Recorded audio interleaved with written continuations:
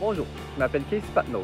C'est dans le cadre de mon cours d'industrialisation des produits à Polytechnique Montréal que j'ai découvert ma passion pour la fonderie des métaux. Sans plus tarder, je me suis procuré l'équipement nécessaire afin de transformer un produit recyclable à l'infini, la canette d'aluminium. À commencer par la production de lingots, puis par le moulage en sable de diverses pièces mécaniques. Après avoir publié quelques vidéos de mes activités sur les réseaux sociaux, j'ai finalement reçu un appel à l'aide de la microbrasserie Dieu du Ciel à Saint-Jérôme. Ceux-ci me demandaient de recycler leur rejet de production, représentant plus de 1000 canettes par semaine. C'est à ce moment que je suis allé m'informer auprès des microbrasseries et des fonderies afin de connaître les différents irritants liés au rejet en canettes et au recyclage de l'aluminium. Suite à plusieurs entrevues, j'ai réalisé l'impact que pouvaient avoir les rejets en canettes d'aluminium sur les usines. En effet, l'entreposage de plusieurs milliers de canettes sur une durée d'une semaine avant la collecte municipale peut générer des mouches ainsi que de mauvaises odeurs. D'un autre côté, c'est le traitement des métaux qui préoccupe les fonderies vis-à-vis le recyclage. Effectivement, transformer plusieurs alliages d'aluminium différents en un alliage précis demande des manipulations et de la logistique supplémentaire. La solution que nous proposons consiste à procéder à une récupération bi-hebdomadaire chez les différents brasseurs québécois. Afin d'optimiser les déplacements, nous faisons la compaction des canettes sur place pour ensuite transporter le tout à notre usine de transformation. Par la suite, nous transformons les ballots en lingots d'alliage d'aluminium spécifiés par nos clients pour finalement procéder à la livraison de la matière chez les fonderies. Du côté de la compétition, nous avons premièrement Alcoa et Rio Tinto qui produisent des alliages à la spécification des clients, donc très simples d'utilisation. Cependant, ceux-ci produisent de l'aluminium primaire qui requiert un procédé de transformation destructeur pour l'environnement.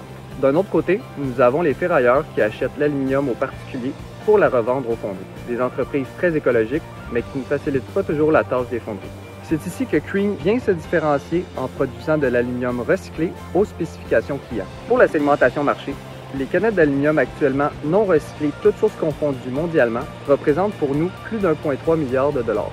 Le Canada et les États-Unis, plus de 750 millions et 12,3 millions au Québec seulement. Les rejets en microbrasserie prennent 10% du marché au Québec avec plus d'1,2 million de dollars. Notre stratégie consiste à premièrement garantir nos intrants en aluminium afin de pouvoir mieux dimensionner et financer notre future usine de transformation. D'ici 2021, nous prévoyons récupérer 10% des rejets en microbrasserie pour en produire des ballots et vendre aux ferrailleurs. D'ici 2022, lorsque nous aurons acquis 23% du marché, nous aurons les intrants nécessaires afin de vendre nos ballots aux fonderies directement. Finalement, d'ici 2025, nous prévoyons être en mesure de récupérer 43% des rejets pour en faire la transformation en matière première pour les fonderies d'aluminium. Notre équipe est composée de moi-même et d'Anthony Topping, tous les deux finissant en génie mécanique à Polytechnique Montréal. Et nous collaborons grandement avec Sylvain Turenne, professeur à Polytechnique spécialisé en fonderie et en métallurgie physique. Justement, je me suis récemment entretenu avec lui pour lui poser quelques questions par rapport au projet. Dans le domaine du recyclage, le point qui est peut-être le plus difficile, c'est tout ce qui consiste à trier la matière.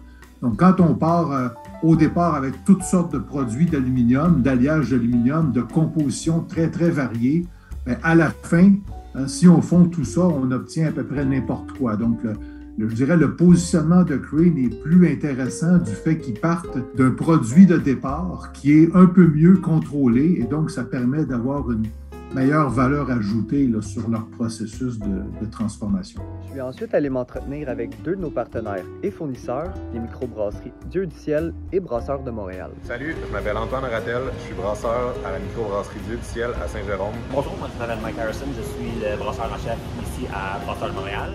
Les principales causes de rejet des canettes, c'est surtout le transport.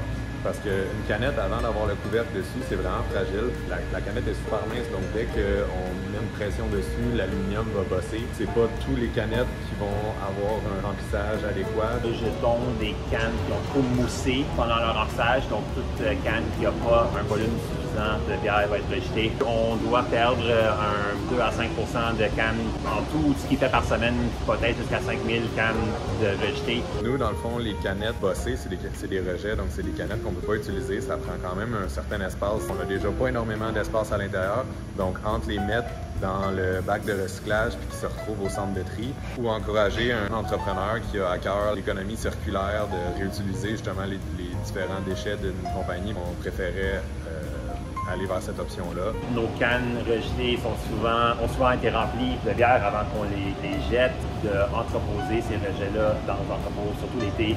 Ça crée des problèmes de mouches et de odeur, donc une récupération fréquente que Crane nous aide à faire, aide à minimiser ces odeurs. Merci d'avoir visionné la vidéo. Je vous invite à nous suivre sur les réseaux sociaux et pour toute question, veuillez nous contacter par courriel. Merci.